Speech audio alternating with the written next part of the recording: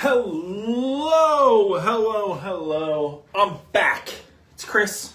I'm in the cellar. I'm at Second Glass. It's Cellar Chats. It's the weekly wine flights. I am fresh off my Italian travels. I was in France a few weeks ago. I was in Italy last week. So much fun. So many things. So many stories to tell and share.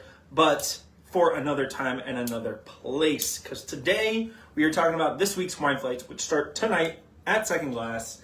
And we are featuring some really cool cats from Santa Cruz Mountains. That's right. I'm talking about Birichino. That's Alex Kraus and John Locke, the two gents behind these crazy, wackadoo, amazing, beautiful wines and labels. The guys met while working at Bonnie Doon many years ago. Fell in love specifically with Malvasia Bianca, which they worked with at Bonnie Doon, and actually kickstarted Birichino using this grape variety because Bonnie Doon had let go of their contract with the vineyard. The vineyard owners knew that John and Alex really liked this wine in this vineyard and said, hey, do you want to buy this fruit and do something with it? And they're like, yeah, absolutely. So thus began Birichino. Really great guys, just super energetic, fun. I mean, spend 3 minutes on their website reading their tasting notes and you will know that they are a little out there in the best way possible. I mean, it's sort of like their tasting notes are kind of like what I like to think of as like what a Grateful Dead Deadhead follower would write about wine, if that makes sense. It is just really like emotional and crazy, but also so spot on, and you read it and you go, I know exactly what this is. I need this in my life. And that's why I love them, and their wines are delicious. So we're going to kick off this week with a little Pet-Nat. Now, for those of you who maybe are not big fans of Pet-Nat, I get it. I hear you. I will say Birichino, for the longest time, has probably continued to make my favorite Pet-Nats. They use what they call the Birichino method, which is kind of like the classic Pet-Nat method, but it's a little different. So they came across this idea by accident with their Malvasia, and I'll just tell the short version of it because I think I've told this story before. So for those of you who watch these continuously over the last handful of years, you may already know this story. But basically they had pulled some samples of juice from the vineyards, as a winemaker does. They pull samples, they crush the fruits, they taste the juice, they see if it's where they want it to be before they do harvest and things like that. So they pulled some samples and they'd set some like in the freezer, or no, they set it in the refrigerator in the back. Well, the back of the fridge like froze, so this was totally an accident. So they set it in the back and they were tasting the wine and they found these samples in the back and they realized they'd frozen. So they were like, oh man, what do we do with this? And so they decided like, well, what if we just add it to some fresh juice and see what happens? So they added it to some fresh fermented juice, basically some juice that had already gone through fermentation, their dry, regular Malvasia, and then bottled it up, and it created this naturally sparkling, really clean, really fragrant, really aromatic style of sparkling wine. So in many ways, it's a 2 fermentation, single fermentation ancestral method. It's this really fascinating thing that they really have just kind of coined for themselves. They are Pet-Nats. They are, unfiltered, unfined. There's no additives. The wines are super fun. So this is their Grenache Pet-Nat. They make a handful of them now. And this all comes from the George Besson Vineyard in Santa Clara Valley. Oh my goodness. Wow, that is pretty. And this is like a really old vineyard. It was planted in, I think, 1910. That's right. 1910 was when this was planted. That is well before my time, and I believe probably everyone who is watching this time, because you would be significantly old. And if you are from that era, good for you. If you're even from close to that, congratulations. That's amazing. I hope I live half that long.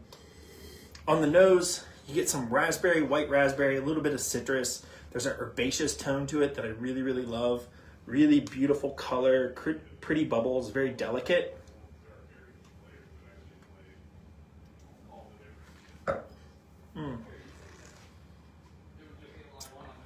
Yeah.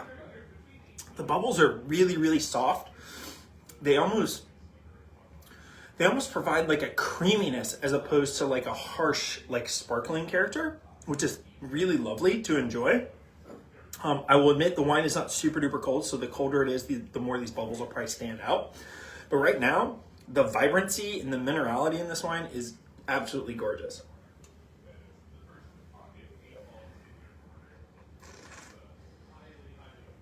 A little bit of melon, a little bit of cantaloupe color. Again, absolutely gorgeous label. And you can see definitely unfiltered. It's got this kind of like blood orange, almost like grapefruit juice color to it. Like if you take ruby grapefruits and you just fresh squeeze your ruby grapefruits without filtering anything or finding out any of the particulates, kind of looks like that. So that's the first wine. Now we're going to move into the wine that really started it all for them, their Malvasia Bianca. And it also, to this day, I think one of the most overlooked value white wines on the American market for American wines. You know, there's constantly talks about domestic wine getting too expensive, and particularly really good wines made in good ways. I mean, there's plenty of cheap wine out there, but do you really want to drink it? I'm not judging you if you do. Just, I know there's people that are like, I don't want to drink that, but I also don't want to pay $25 for my bottle of wine, or for, you know, $35 for my bottle of wine, or $30 for a glass, wherever you are. Anyways, I'll get off of my soapbox here. This is one of those wines that has continued to stay at this price point. It has continued to be really affordable, and I think it just over-delivers in every shape or form. Now, it is not a grape you've ever heard of. It's not Sauvignon Blanc. It's not Pinot Grigio. It's not Chardonnay. It's not even Chenin Blanc. It's Malvasia Bianca. And Malvasia is wildly confusing. There are like 30 different kinds of Malvasia in Italy, which is where Malvasia is home to. You also find it in parts of Greece. You find a little bit, I think, in Spain. There's probably some in France somewhere. It's probably not called Malvasia. But anyways, I'm moving on from that. But there's a lot of different Malvasias, and not all of them are exactly Malvasia. They're just a different grape that in a specific area they were called Malvasia. But anyways, we could go really down the rabbit hole there. But you have two kind of camps of Malvasia. You have highly aromatic floral Malvasia, and then you have less aromatic, not so floral Malvasia. And this one really falls in that aromatic floral Malvasia camp. But do not let that fool you, because on the nose it is, wow, white flowers. I mean, it is elderflower to a T. So if you've ever had Saint Germain or ever even smelled Saint Germain, it smells just like this, which I find to be an incredibly endearing aroma. But when you first smell it, the human nose and our brain tells us flowers, floral, it's going to be sweet. And it couldn't be anything further away than that. Because once you taste it,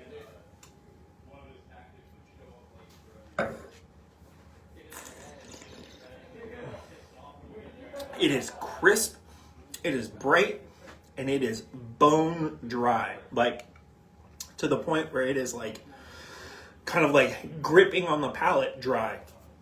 With, you know, there's plenty of acidity. I mean, my mouth is watering right now. Lots of freshness, lots of minerality, really crisp, bright fruits.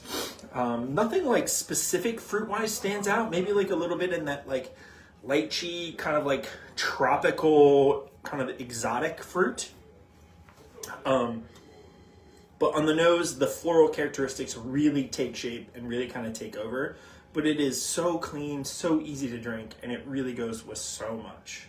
And what I forgot to say, because I was looking at the menu before this, because I was like, you know, I got to do better about pairing some wines with some food, because I've just been, you know, everybody loves to hear that, and I always forget to do it. But I was looking at the menu, I tasted this wine, and I was like, yes, spot on. I want the burrata with the beaten orange, because that sounds amazing just on its own. And then with the Pet-Nat, fire. And then with this bad boy, I mean, you could really kind of go anywhere, but I think the thing that really stood out to me was the clams. Because again, vibrancy, that freshness, this little bit of exotic fruit with like that briny sea characteristic. I mean, all day. That's me.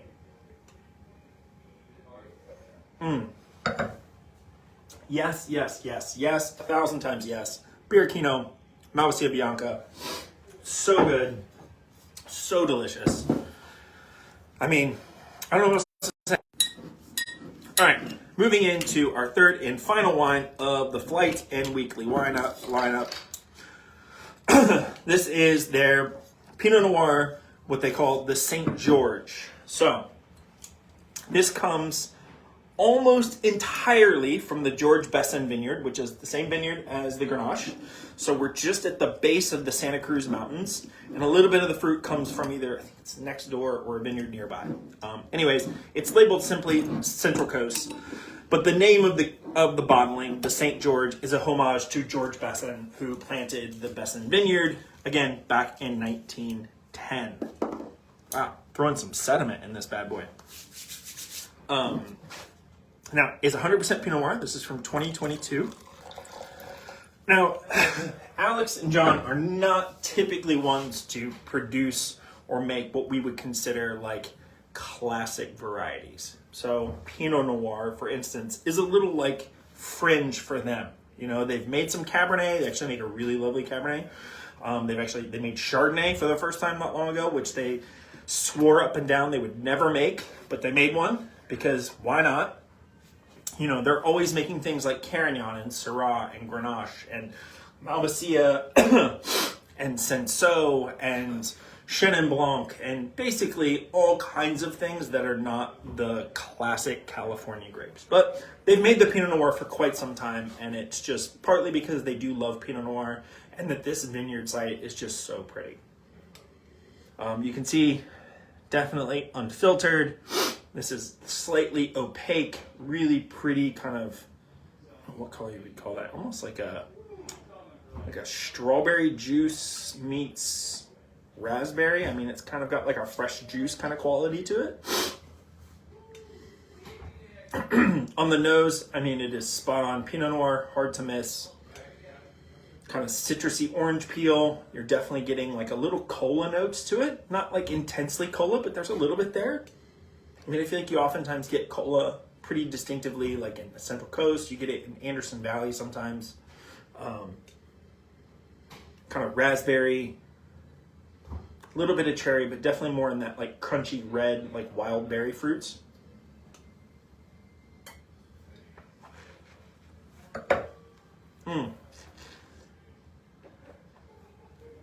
Woo! Explosive palate. I mean, so much going on, really great texture, lots of bright fruit, vibrancy, freshness. I mean, that is what this wine is all about. Really vibrant, high-toned red fruit characters with really beautiful mouthfeel and texture. You literally put this with any of the main dishes at Second Glass and you will be a happy, happy camper. Okay, quickly, the wrap up before I finish up. Birichino flight this week. All focused on the guys in Santa Cruz Mountains, although they source fruit all over. They are based in Santa Cruz, the town of Santa Cruz. They're Grenache, Pet-Nat, the Besson Vineyard, Rosé, moving into Malvasia Bianca, kind of like their flagship wine they've always made, and then rounding out with a really lovely Pinot Noir. What a super fun lineup for what is honestly kind of a hot day for this time of the year, although I'd call it really lovely weather. It's warm but not hot. There's a breeze to keep it from being too warm. The sun shining, outside the pollen everywhere. I am pretty happy about it. So thank you for tuning in. I'll see y'all next time. Be safe, be nice, be kind, support local.